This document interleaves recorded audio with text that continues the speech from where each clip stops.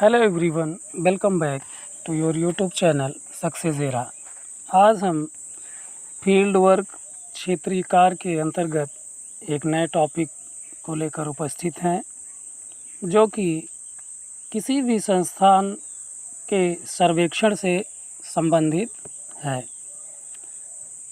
हमें संस्था का सर्वे करना है और उस संस्था से संबंधित जो भी अवलोकन किया गया है उसका वास्तविक तरीके से रिपोर्ट प्रस्तुत करना है। तो इसमें सबसे पहले हम संस्था के सर्वे का उद्देश्य प्रस्तुत कर सकते हैं, उल्लेख कर सकते हैं, जिसके अंतर्गत हमें यह लिखना चाहिए कि संस्था के क्रियात्मक पक्ष का अध्ययन करना, अर्थात संस्था के क्रियाकलापों से अवगत होना। ये पहला उद्देश्य हो गया।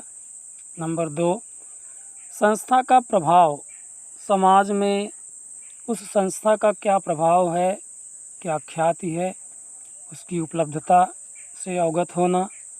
नंबर 3, उस संस्था में विद्यालय में शिक्षा की स्थिति कैसी है, शिक्षा किस प्रकार दी जाती है।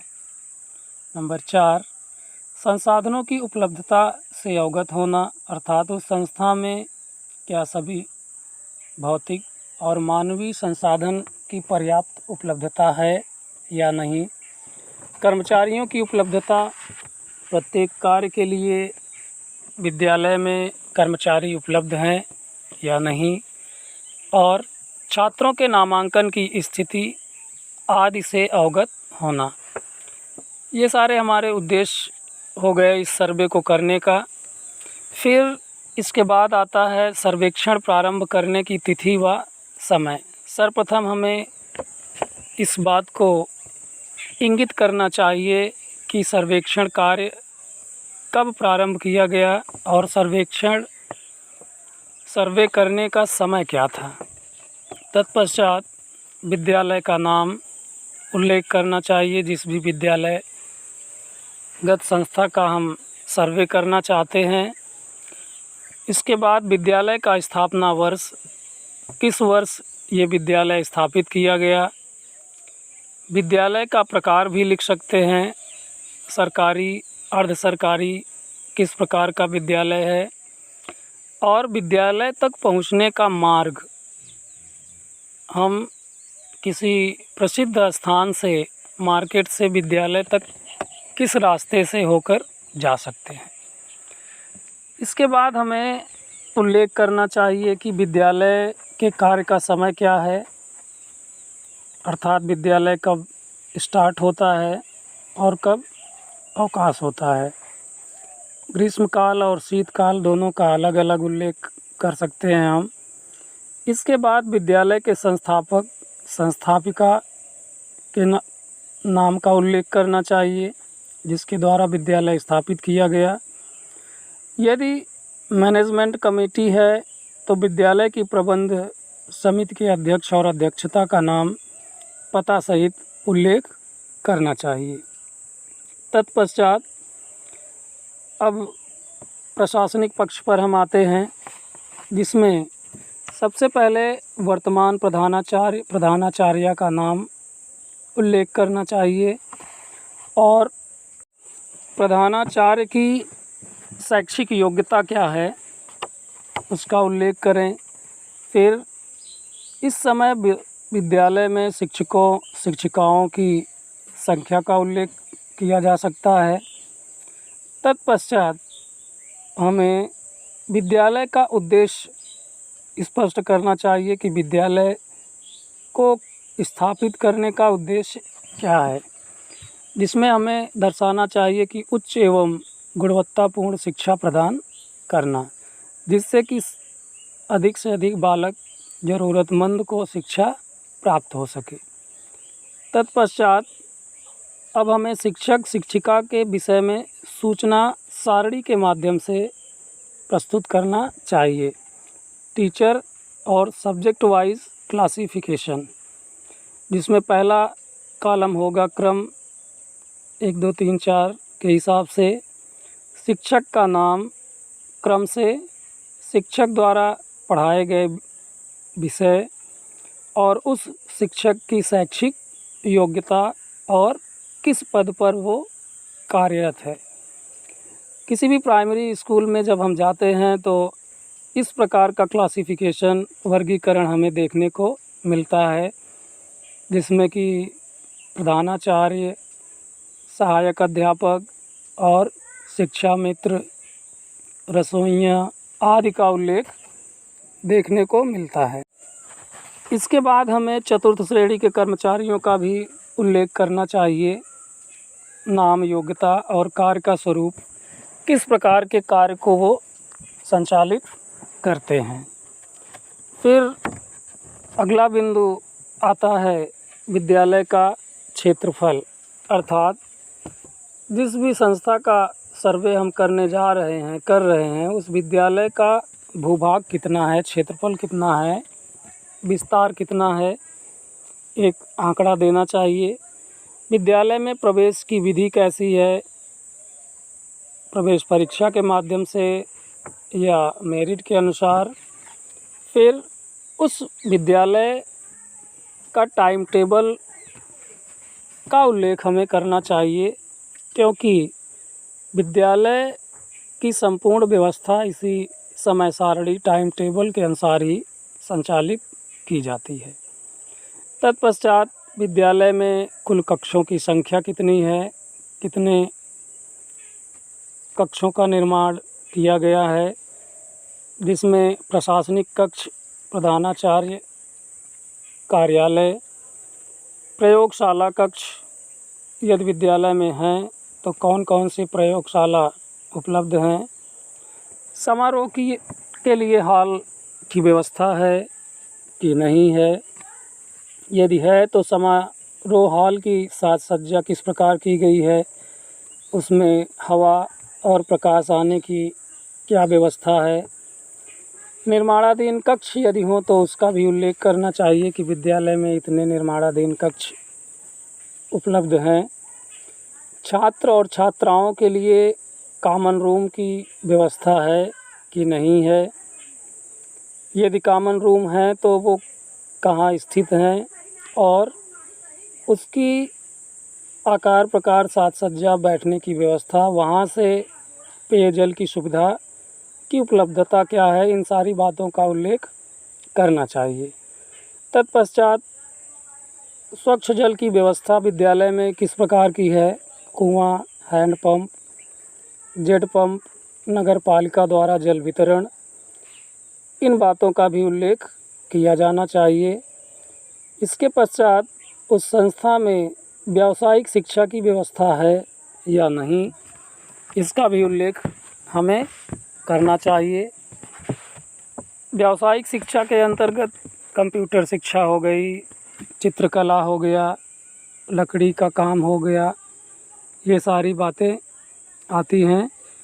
इसके बाद हमें उस संस्था में स्वच्छता की व्यवस्था क्या है, स्वच्छता की स्थिति क्या है, इसका भी उल्लेख अवश्य करना चाहिए। इसके बाद उस संस्था में बिजली की व्यवस्था है कि नहीं, और कमरों में बिजली पंखे की व्यवस्था है कि नहीं, यस नो टाइप में हम लिख सकते हैं, उसका विवरण भी दे सकते हैं। शौचालय की व्यवस्था है कि नहीं, शौचालयों की संख्या कितनी है, शौचालयों के प्रकार कैसे हैं, स्थायी, अस्थायी, क्या छात्र और छात्राओं के लिए अलग अलग शौचालय की व्यवस्था है कि नहीं। इसके बाद हमें उस विद्यालय में निर्धारित ड्रेस का भी उल्लेख करना चाहिए, छात्र और छात्राओं का ड्रेस किस प्रकार का लागू किया गया है। संस्था में प्राथमिक उपचार की व्यवस्था है कि नहीं, यदि है तो किस प्रकार की व्यवस्था है, उसका भी हम विवरण प्रस्तुत कर सकते हैं। इसके बाद हम विद्यालय में खेल कूद की व्यवस्था, खेल कूद के मैदान का उल्लेख अवश्य करें, क्योंकि कहा भी गया है कि स्वस्थ शरीर में स्वस्थ मस्तिष्क का निवास होता है और स्वस्थ शरीर की प्राप्ति के लिए और स्वस्थ मस्तिष्क हो, इसके लिए बालक का खेल कूद में रुचि लेना अति आवश्यक होता है।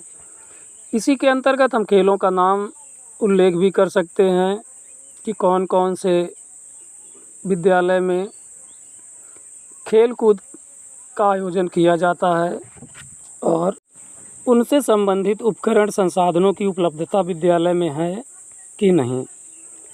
यातायात की क्या व्यवस्था है विद्यालय में बालकों के लाने ले जाने के लिए।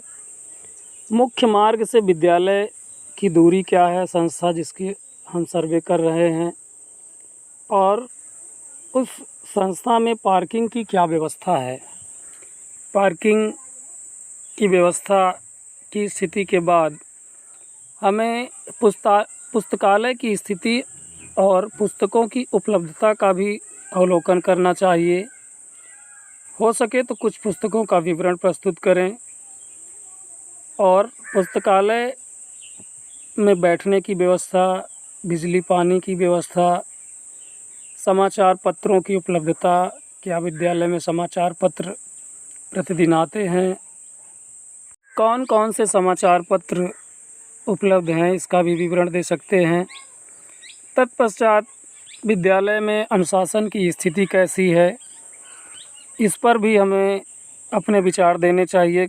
हमें इसके लिए कक्ष का निरीक्षण करना चाहिए और बालक और शिक्षक की गतिविधियों क्रियाकलापों का अध्ययन करना चाहिए। फिर क्या उस संस्था में शिक्षक अभिभावक संघ है कि नहीं, टीचर पेरेंट्स मीटिंग, और यदि है तो इसका आयोजन कब कब होता है, पाक्षिक की मासिक या साप्ताहिक। इसी के साथ हमें कुछ पाठ्यसाग्रामी क्रियाओं का भी उल्लेख करना चाहिए, क्योंकि हमारी शिक्षा नीति कहती है कि बालक का चहुमुखी विकास होना चाहिए। इसके लिए विद्यालय में कुछ पाठ्यसाग्रामी क्रियाओं का आयोजन भी होना चाहिए, जैसे समय समय पर विद्वानों के भाषण, विभिन्न सभाओं का आयोजन, सांस्कृतिक कार्यक्रम, वाद विवाद प्रतियोगिता, शैक्षिक गोष्ठी, सामान्य ज्ञान परीक्षण, गणितीय ज्ञान परीक्षण। इन पाठ्यसाग्रामी क्रियाओं की स्थिति क्या है संस्था में, क्या ये आयोजित होते हैं कि नहीं और कब कब आयोजित किए जाते हैं। विद्यालय में एनएसएस, एनसीसी, स्काउट गाइड की व्यवस्था है कि नहीं। इन सारे सर्वे बिंदुओं को लिखने के पश्चात, उल्लेख करने के पश्चात, हमें उस संस्था के मेरिट्स और डिमेरिट्स का उल्लेख करना चाहिए कि विद्यालय में ये व्यवस्थाएं हैं जो कि बहुत ही उपयोगी हैं, आवश्यक हैं, और उस विद्यालय की डिमेरिट्स क्या है। उपर्युक्त बिंदुओं के आधार पर जो भी हमें कमियां नज़र आती हैं, हम उनका उल्लेख कर सकते हैं। इसके बाद हम शिक्षकों की प्रमुख समस्याओं से अवगत करा सकते हैं और छात्रों को अध्ययन के लिए प्रेरित कैसे किया जाए, इस पर अपने उपाय सुझाव दे सकते हैं। श्याम पट्ट कार्य को छात्रों के लिए कैसे उपयोगी बनाया जाए, इसका भी उल्लेख कर सकते हैं।